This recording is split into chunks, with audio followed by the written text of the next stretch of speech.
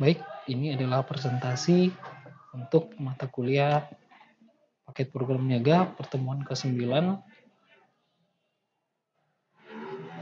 Jadi kita akan membahas tentang gambaran umum Microsoft Excel, baris dan kolom, sel, perhitungan dasar, serta statistik.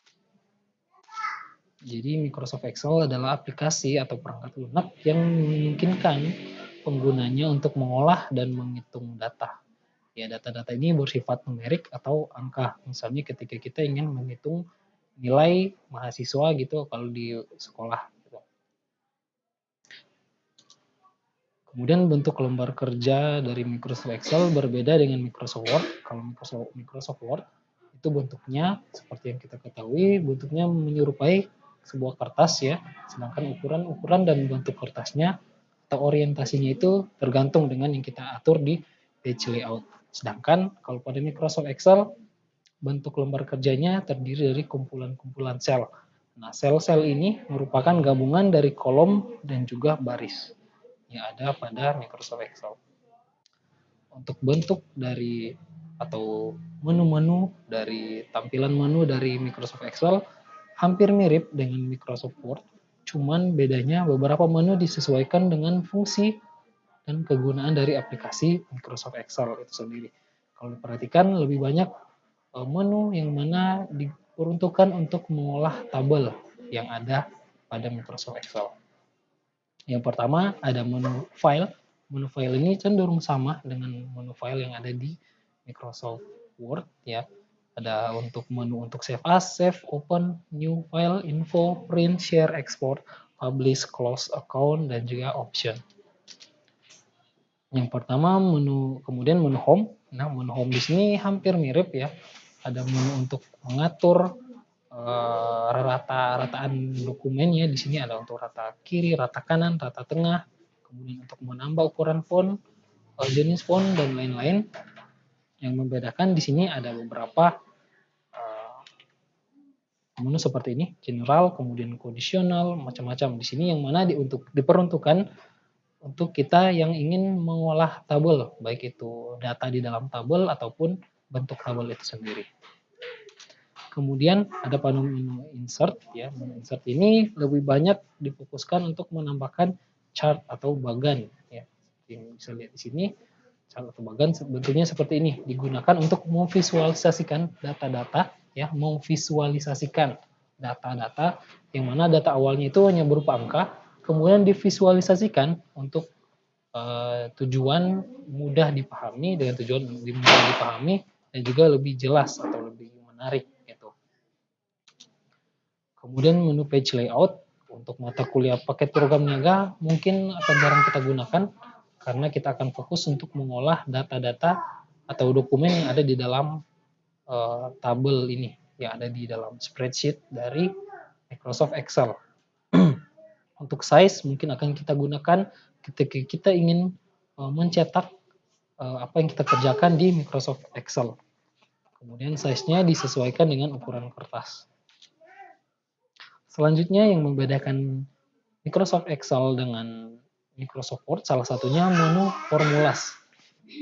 Menu formulas ini digunakan untuk melihat atau menggunakan rumus-rumus yang ada di Microsoft Excel yang bisa dibaca di Microsoft Excel.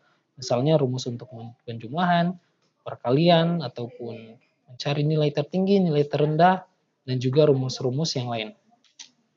Kemudian ada menu data yang mana bisa kita manfaatkan atau kita gunakan ketika kita membutuhkan untuk mengolah data-data seperti data yang dipersiapkan untuk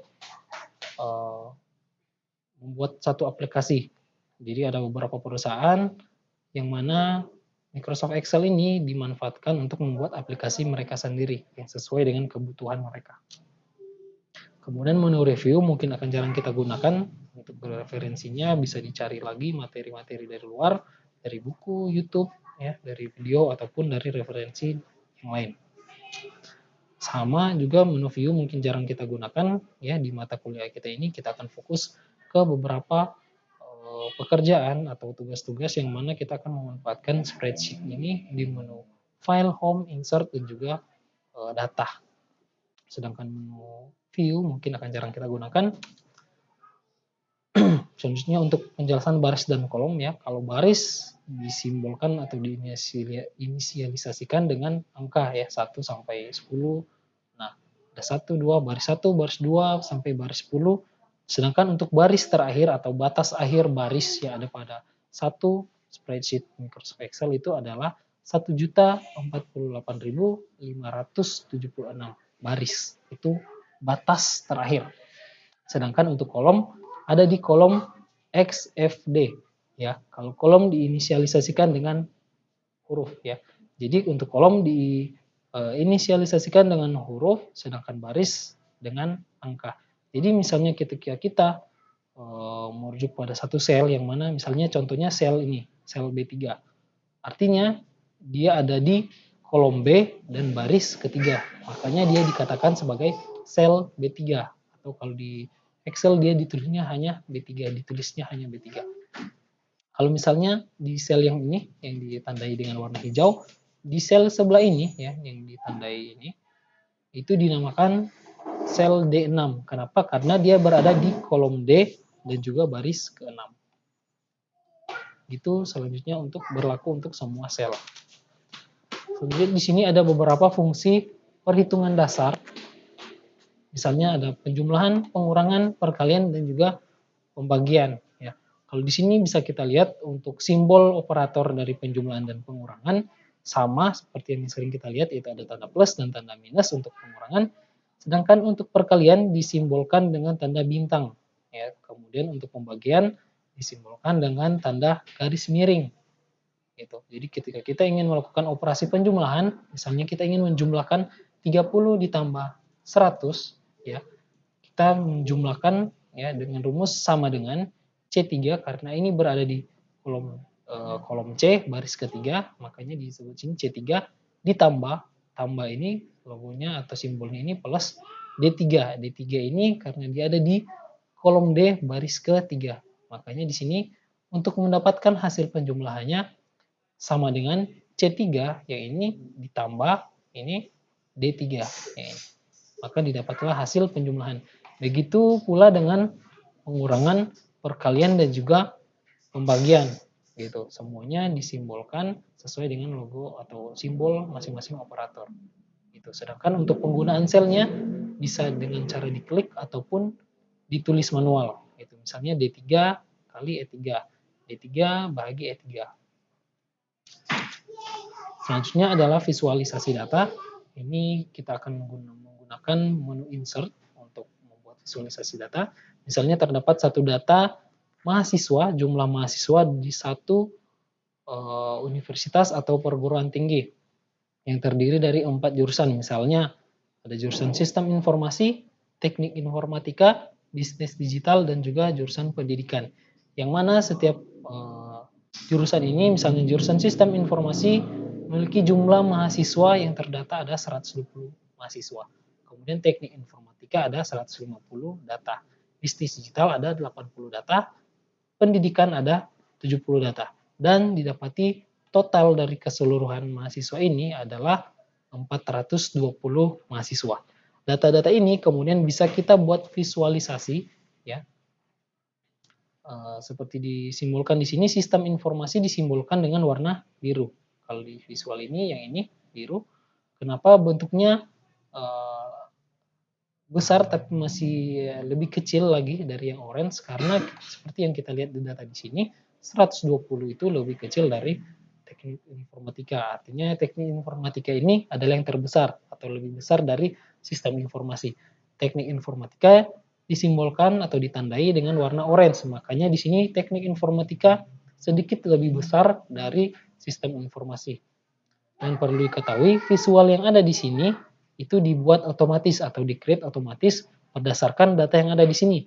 Jadi apabila visualisasi data di sini dirubah, misalnya 150 ini dirubah menjadi 500, maka visual dari bagan warna orange ini akan menjadi lebih besar lagi, gitu, lebih besar dari ini, menyesuaikan dengan data yang ada di tabel.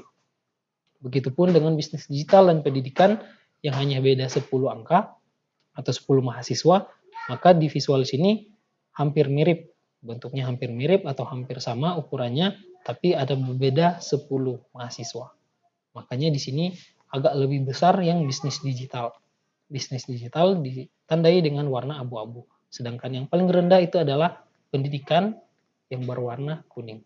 Jadi di Microsoft Excel ini selain kita belajar menggunakan Microsoft Excel, kita akan belajar lagi gimana cara menerapkan rumus matematika atau pengolahan data ke dalam Microsoft Excel menggunakan rumus yang ada di Microsoft Excel. Kemudian setelah kita bisa membuat atau mengolah data-data angka tersebut, kita juga akan belajar gimana caranya memvisualisasikan data itu, kemudian membaca data yang ada dalam bentuk visual tersebut. Oke, sekian untuk materi dalam slide ini. Selanjutnya akan dilanjutkan video untuk praktikum.